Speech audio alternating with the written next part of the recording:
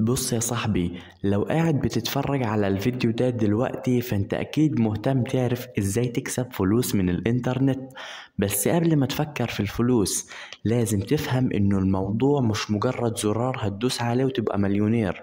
ده طريق طويل وعايز شغل وتفكير واستمرارية. بس الخبر حلو انك تقدر تبدأ حتى لو ما عندكش اي خبرة ولا اي رأس مال. النهاردة هديك خريطة الطريق اللي تقدر تمشي عليه وتحقق أول دولار ليك، وبعدها تبني مشروعك الخاص بإيدك. يلا بينا نبدأ. النقطة الأولى عقلية الربح من الإنترنت. أول حاجة لازم تفهمها إنه الإنترنت مش ATM مكنة فلوس سحرية، بس السوق مليان فرص. اللي بينجحوا هم اللي بيكون عندهم الصبر والتفكير الزايد. مش شرط تبدأ بحاجة معقدة، ممكن تبدأ بأبسط حاجة عندك دلوقتي، سواء مهارة أو وقت أو حتى فكرة جديدة. النقطة التانية اختيار المجال الصح. هنا السؤال اللي بيتسأل لأي حد: أشتغل إيه؟ هو أنا أشتغل إيه؟ الإنترنت فيه مجالات كتير جدا جدا، وأهم حاجة تختار المجال اللي يناسبك. وهنا التلات أنواع الرئيسية. أول حاجة العمل الحر، يعني لو عندك مهارة زي الكتابة أو التصميم أو البرمجة أو المونتاج أو حتى التفريغ الصوتي، تقدر تبدأ على منصات زي فريلانسر أو المحتوى الرقمي زي تيك توك بودوكسات.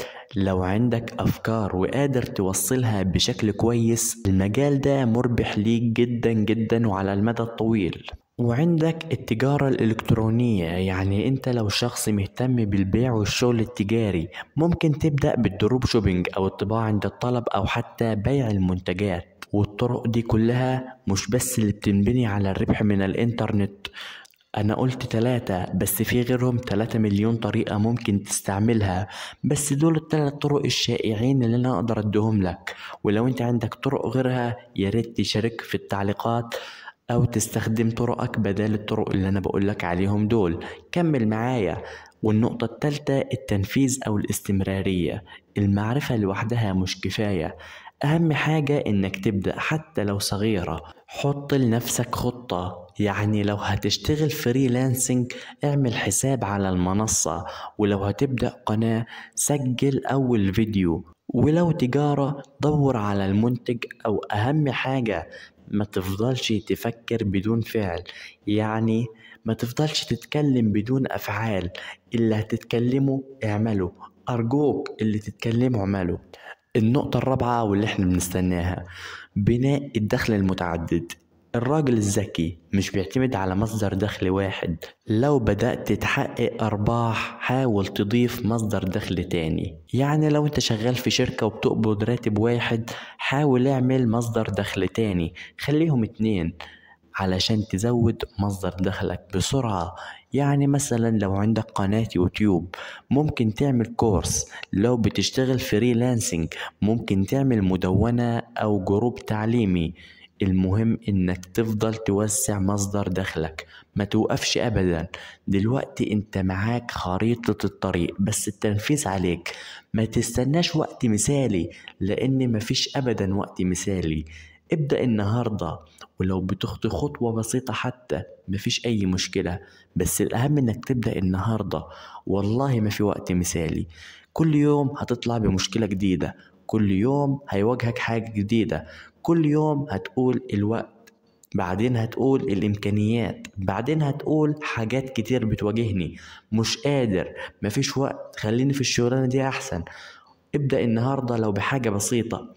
انت دلوقتي اخت خطوة عفوية، ما تستناش، اخت بس خطوة عفوية وسيب الباقي على ربنا، وربنا هيوفقك. بس المطلوب منك انك تخت خطوة لو عفوية حتى، غمض عينك وادخل فيها، مفيش اي مشكلة. يلا قوم. يعني انا النهاردة عرضت عليك الافكار دي، تعرف لو حد غيرك كان استفاد من الافكار ديت بشغلانة عملية.